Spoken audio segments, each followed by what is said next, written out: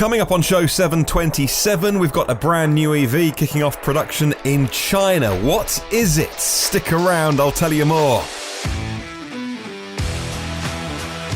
Plus, more on EV factory closures, how Tesla's fighting coronavirus in China, Geely planning to sell cars online, and Aston Martin announcing some hybrid plans. Those stories and more coming up on the podcast today.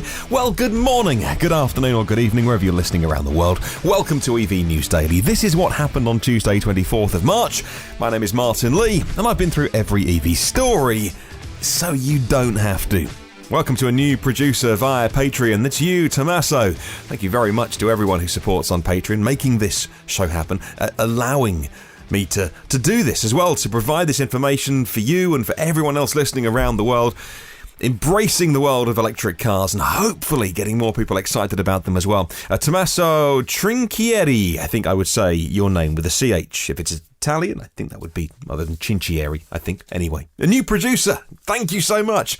All right, let's kick off with the first story on the podcast today. And Electrive have a constantly updating tracker of factory closures, and they can add Tesla to the list as of today. Tesla confirming that the Fremont plant will be closed as of the 24th of March. Gigafactory 2 in New York State for solar roofs will also be temporarily closed, and in both cases, a minimum operation is to be maintained to ensure things like the supply of parts and supplies as well, but also the operation of the networked Tesla vehicles. Of course, every Tesla is connected to the mothership. You can't just close down the mothership. Things like charging infrastructure, energy infrastructure, all needs to be maintained by a core group of people. In accordance with the instructions of the local, state and federal authorities, Tesla are complying by closing down many of their operations, though. In a statement from Tesla, they say that in many locations we are in the process of implementing touchless deliveries. So customers can continue to take delivery of their vehicle in a seamless and safe way. Due to the unique over-the-air connectivity of Tesla vehicles, customers can unlock their new cars at a delivery parking lot via the app on their phone. You can sign any relevant paperwork and return it to a Dropbox. That was the investor statement about 3 or 4 days ago now that I brought to you, just a reminder of what they were saying as well about touchless deliveries. And how have Tesla been fighting coronavirus in China? Of course, you spend a year and a few billion building a factory. You don't have to close it down if you can possibly make some cars there. Well, they are fighting the coronavirus, says EV Obsession website, with a series of measures. A Shanghai special area official told CGTN that starting on the 1st of February, they are going to the Tesla factory every single day at 8 o'clock in the morning. The results of the rigour with which they're attacking coronavirus in China has led to what they call rapid containment of the virus and a rapid return to work. The video noted that as of the 22nd of February, there are 0 confirmed COVID-19 cases in the area of Shanghai in which the Tesla Gigafactory is built. Also, 98.7% of enterprises with a production value of 100 million yuan or more have returned to work. So what are they doing? Well, they are testing temperatures as people turn up to work for the day. They have a team of people with those remote temperature things look like radar guns that you aim at someone's head. And that's the dead giveaway, because some people have different symptoms with COVID-19, and in some people I won't go into it. Some people it's sore throat, and some it's the chest, and some but it's always the temperature. It's always the temperature.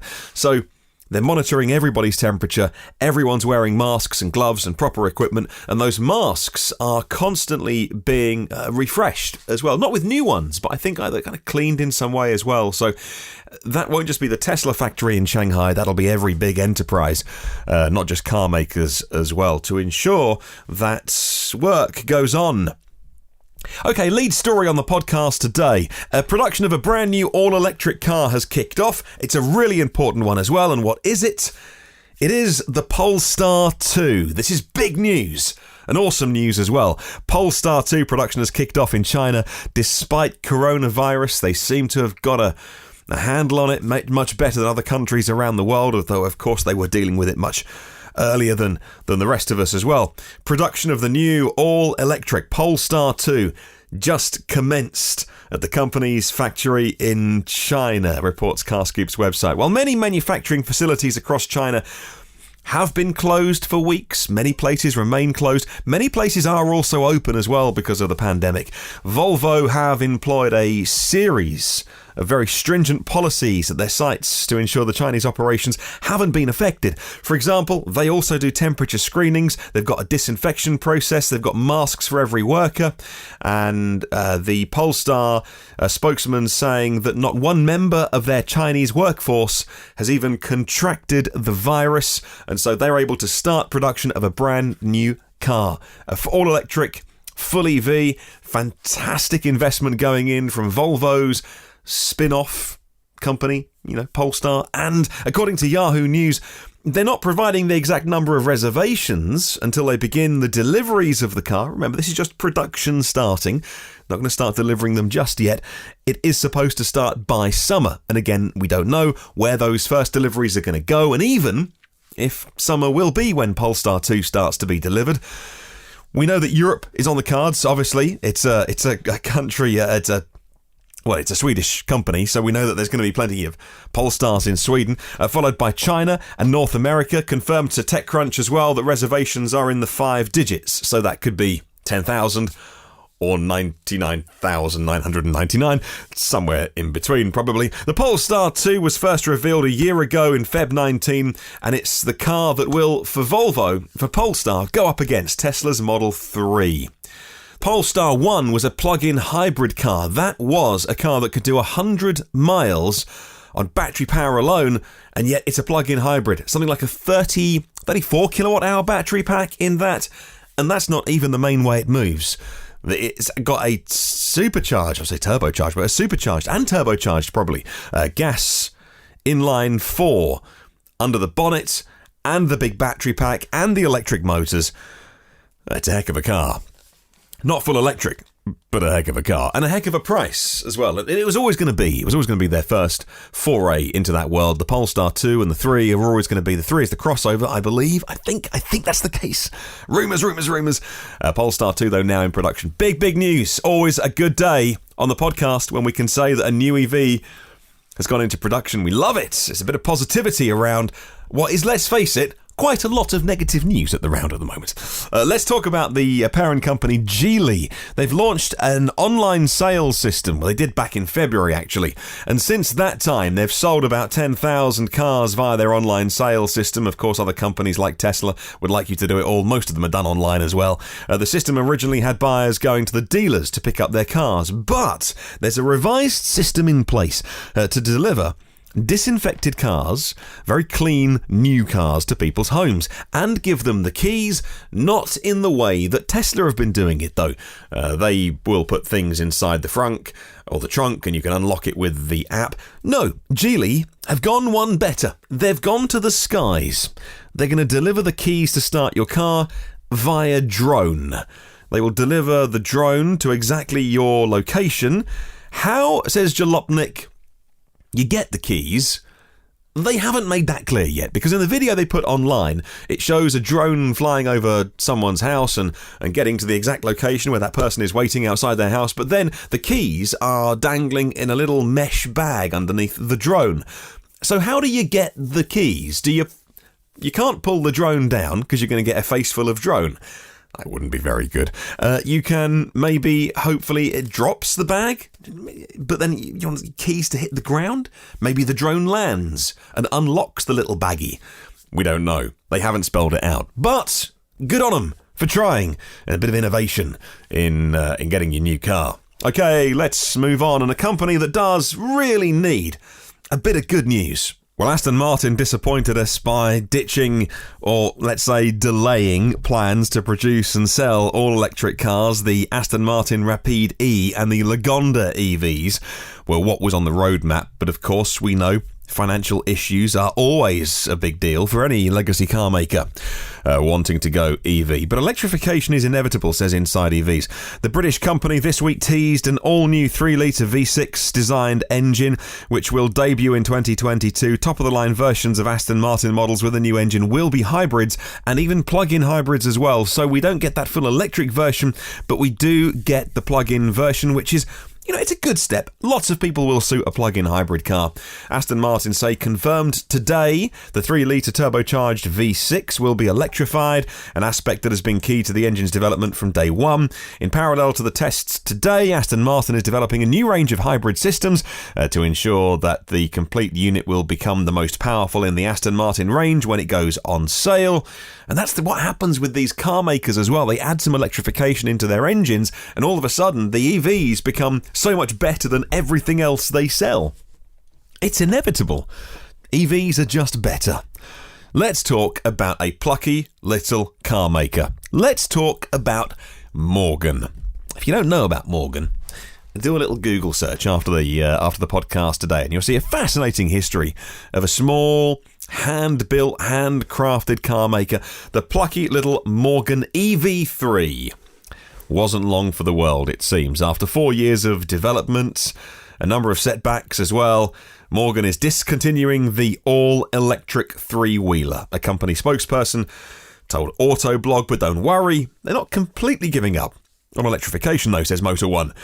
The little Morgan EV3 is no more, but all of the tech and the knowledge they got in planning the car, which was a 21 kilowatt hour battery pack. It wasn't the biggest battery pack in the world, but these are small three-wheel cars, very kind of classic British cars as well, so you don't need any more than 21 kilowatt hours. 47 horsepower. That'll do 120 miles of driving range. Well, that was what was planned, but ongoing issues with battery suppliers grounded the project, and there were contract disputes, they say, going back years now. So a shame that couldn't happen, but it's good that car companies large and small are taking EVs and electrification seriously. And finally, the Tesla Model Y is the gift that keeps on giving in terms of things to talk about. The tow hitch is something that was a big talking point online, on the